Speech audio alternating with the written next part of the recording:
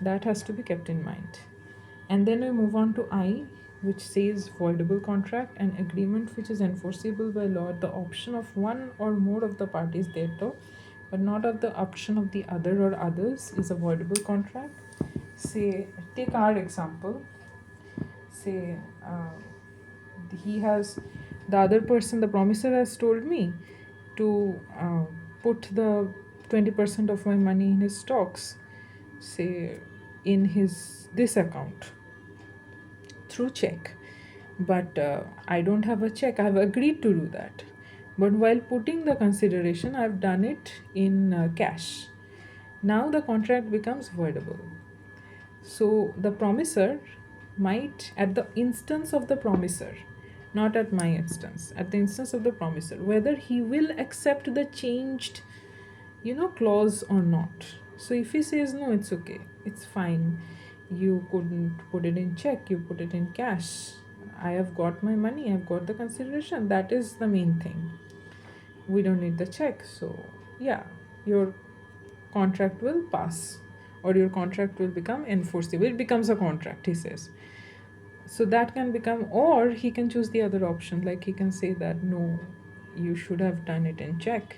If you haven't done it in check, the whole thing falls apart and we have to do it again. And this one, he can choose to rescind it. This one falls apart, this one gets rescinded, or this one terminates. So that becomes voidable at the option of the promisor, at our example. So at my example also it can happen. Say, we can give another example. So he says that, see, I have done everything properly, I have invested my money and all, and he says that he will give me 10% of his return from the income of whatever he has, wherever he has used his stock. So instead of giving me 10% of his return, he gives me, say, 8%. So so then whether I accept it or not is, he says that, oh, I couldn't get this much money or that much money as much as I expected it to be, so I'll give you just 8%. So then it becomes voidable at my option now. At the promises, say, why would I accept it? So if I accept it, then the contract is on, as we can say. And if I say that no, I wish to rescind it, let's make a new one now which says that 8% has to be given, and it will be a completely new contract, new writing paper and everything. Then that will happen, then this one falls apart. And next we move on to J. A contract which ceases to be enforceable by law becomes void whenever it ceases to be enforceable. So take our example. Say I have agreed to invest in stocks, say by a law that is in force now. That is repealed 2-3 days later, or say 2-3 months later. So then whatever I have done, the money, however I have invested it, that becomes very much unlawful, because there is no such law in that. Oh, and some law has also been made that whoever does that will be doing this against the law. Say a contrary law appears now instead. Not only that law disappears, but a opposite contrary law comes into effect now, that whoever does that will be doing it, will have penal actions against it, or it will be very much unlawful. So then I have done something which is unlawful in its nature. So we have, as you have read before, that if we have done something unlawful, if the foundation of the contract is unlawful, then the whole thing falls apart again, and the contract becomes unenforceable and remains only an agreement, only at the agreement stage, does not evolve into the contract stage later on. Or there are other options also. If one person becomes very much of unsound mind or mentally ill, then also the contract might fall apart. So that also can happen. Now we move on to some comments. Our definition part is over. So what are the comments that has been given in the Bare Act? It's very important to read the Bare Act fully, like from the as it is there is. At the desire of the promiser, suit would lie for the recovery of a promised subscription But on the faith of the promisee, the promiser entered into a contract with the contractor. Kedarnath Bhattacharjee versus Gori Mohammed. It's a case law.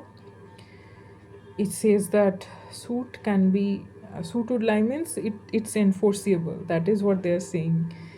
For recovery of promise subscription. So whatever subscription or promise on the faith of the promisee entered into the contract. So we don't know the full case law, that we have to read from the net. So whatever here is given is promise subscription can be enforceable. That is also a promise. Consideration and motive. A promise founded on the motive of generosity, prudence, and natural duty is a promise without consideration. Abdul Aziz versus Mosam Ali, that is 1914. 1914, they decided that not all promises, some promises that are made on the motive of generosity and natural duty. Natural duty, that means, say, husband to wife or wife to husband, say, father daughter.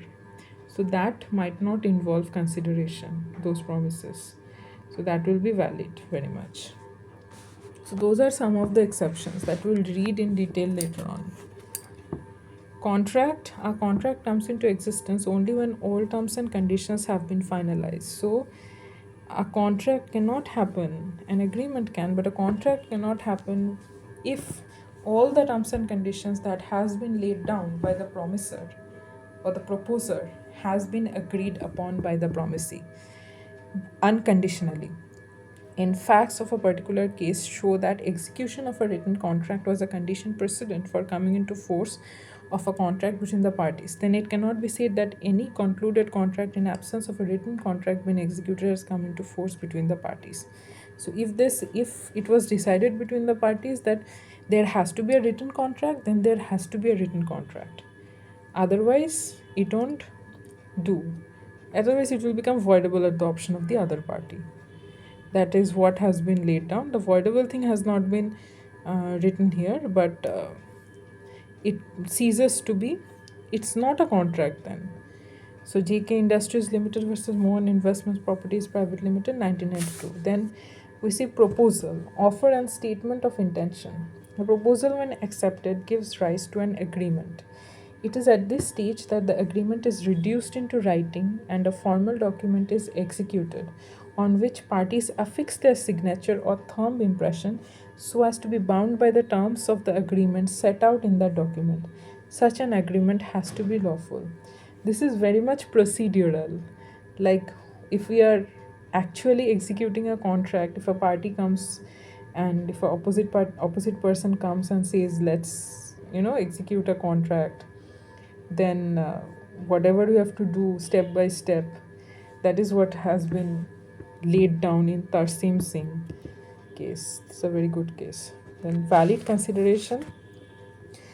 The consideration should be something which not only the parties regard but the law can also regard as having some value. It has to have some value. The consideration cannot be something in the future. Say if if I say, when the apple if the apple falls from the tree, or say, let's give some other example. If uh, say if after a rain any day uh, you can see a rainbow, then I will give you 20,000 rupees. So when will the rain happen, when will the rainbow come? So that is something not valid. And the consideration, say, where I'm saying that I'll give you 20,000 rupees, instead of saying that, I'll say that I'll give you some say rice, or I'll give you some cooked lasagna if you see that rainbow. So that lasagna thing is not a proper consideration. It is as like the terms of the contract. The terms that you see the rainbow, that is also not valid, and the consideration that I have agreed upon, that is also not very much coherent. So that will fall apart then. That is not valid. That is what has been decided by our honorable bench here. Then we move on to valid consideration. When strangers may not sue. That case was Chidambara versus P.S. Renga, 1965 case. When strangers may not sue, the general rule, next thing, a person may not, a person not a party to a contract can sue on it. Venkata Chinnaya Rao. That will read later on. When a person not being a party to a contract can sue on it. When strangers may sue. That will do later on. Next, creating legal relationships. If there being no agreement, there was no breach of contract committed by the respondent, and also that. So next, creating legal relations. State of Tripura versus Bhomik and Company, year 2004. There we see that if there has been no proper agreement, then if no legal relationship has arisen between the parties, then it is not enforceable. Then by way of penalty, the petitioner cannot retain or forfeit the earnest money deposited by the respondent. He cannot do that because there has been no agreement to start with. So that is what we see here, and that is how we end the preamble part, the preliminary part, and move on to chapter 1. Chapter 1 is relating to of the communication, acceptance, and revocation of proposals. So, what we see here?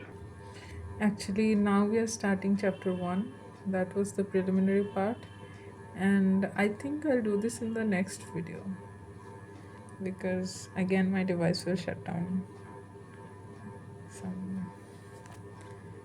Yeah, I'll do this in the next video. There's quite a lot. I'll do this in the next video.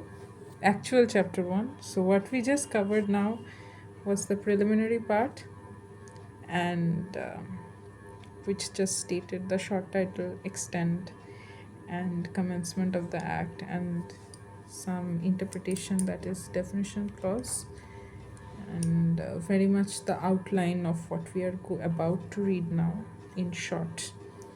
And now we'll be starting with chapter 1. Thank you so much. And I did this vlog after a very long time. My next chapter 1 will be coming soon because I wrote chapter 1 in the copy part that I showed first. And next, please let me know what next should I post, because I too would like to connect with the community. Anything about, I can read out stories and do some interpretations or review it, or I can review some Netflix TV series that I've watched recently and I liked very much, but I didn't ended most of it. I left midway through the episodes and I had to see reviews of other people to finish off the endings mostly, or any new films. I haven't watched anything newly. TV series I have watched Netflix mostly, or Amazon Prime, anything like that, OTT series.